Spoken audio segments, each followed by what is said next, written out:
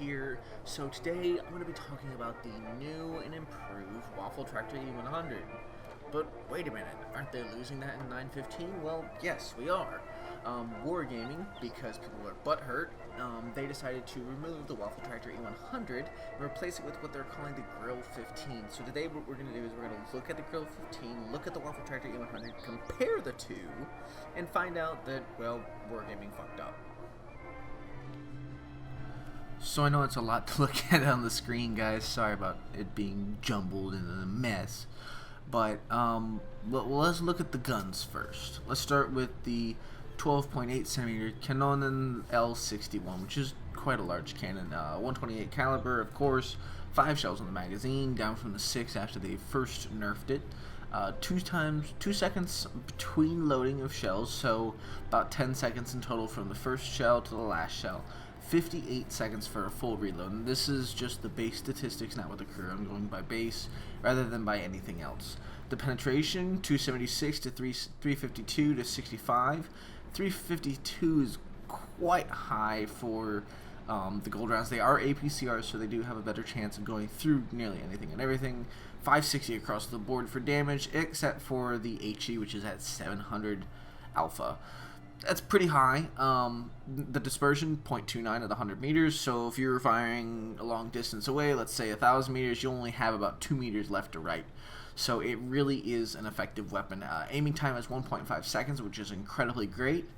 Now for the 15cm, the PAC L38. It is a 150mm cannon, 4 shells, 3 seconds reload time, so 12 in total, but only a 50-second reload compared to the 58-second reload of the 12.8cm. Overall, the 12.8 reloads and unleashes in 68 seconds, whereas the PAC 38 releases everything in about 62. So you're really only getting about 6 seconds of difference, but the difference comes in the damage and in the penetration, as with the 12.8. The standard ammunition of AP is 276. The standard for the 15cm is only 235. Same goes with the gold rounds, where the APCR is 352 and the heat rounds is 334.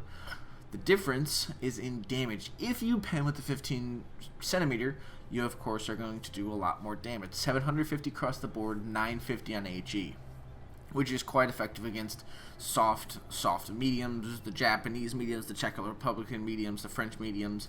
It just obliterates them. Dispersion is not as good, 0.34. Of course, it is a much bigger cannon. It's going to have a bigger dispersion. 1.8 aiming time.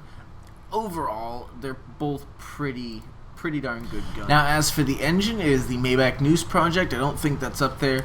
1,200 horsepower, 15% chance of fire, nothing too special there. The radio is the 10WSC, which is 720 signal range, which is an incredible amount of signal range. The turret, the massive house of a turret, 20 mils in the front, 10 on the side, 8 in the back.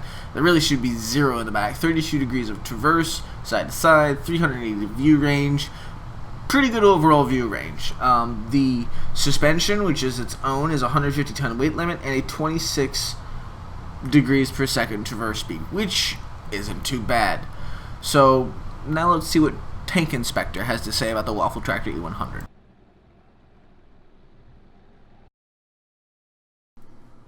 So let's look at the Waffle Tractor E100's firepower and all of its stats. So we're looking at 276 penetration with the 12.8cm, 560 damage, not too bad. Damage per minute is 6,240.8, but we can scratch the little 40 part, about 2,600, which is fairly bad apparently for the damage per minute. Among tier 10 TDs, you're looking at around 2,700, so it's not too far down.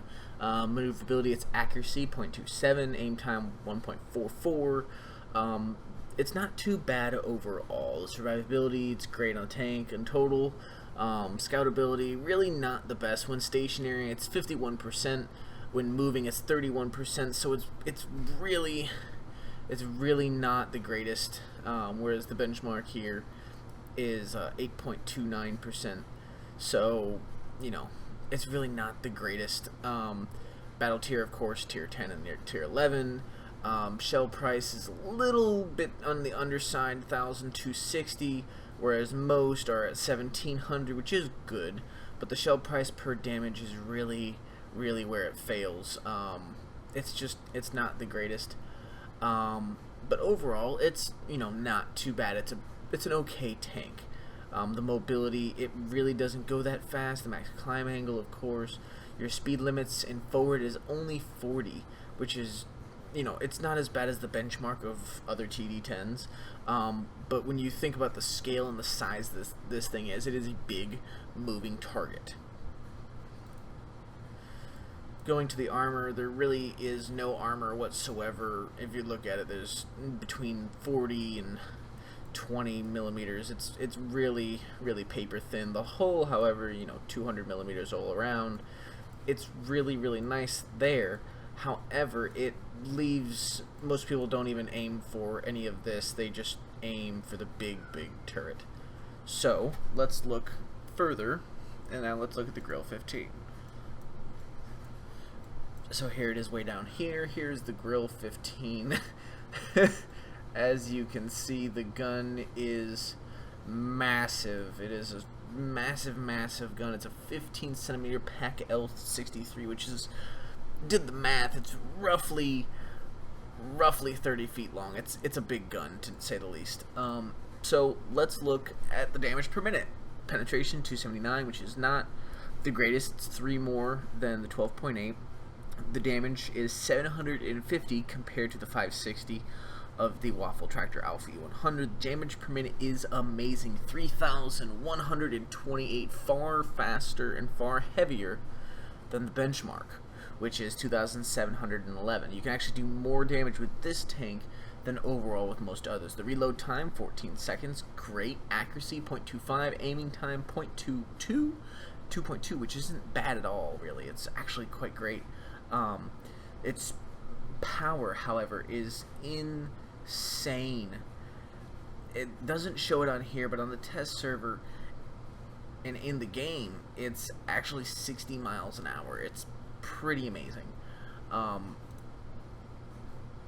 yeah, it's apparently gonna be a really good gun and a really good tank, and I think the fact that Wargaming was trying to, I guess, kill the Waffle Tractor E100 because it was so overpowered by putting this in.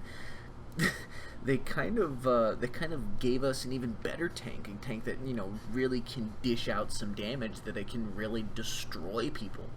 And I think that Wargaming didn't really realize that when they originally put this out. But what they're probably going to do is they're probably going to either mega nerf it next patch, or they're going to nerf it quite significantly before they drop 9.15.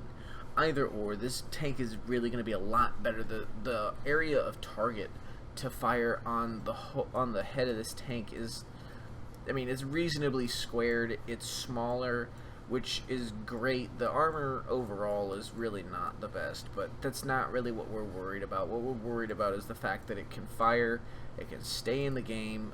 The traverse isn't too bad. It can go quite high of a gun elevation, which is, I believe, 20 millimeters or 20 meters. The gun depression, 8 degrees, is just fantastic, being able to fire that low. I'm really looking forward to this when it comes out in 9.15. I hope everyone else is. As for now, guys, this is Discord signing off.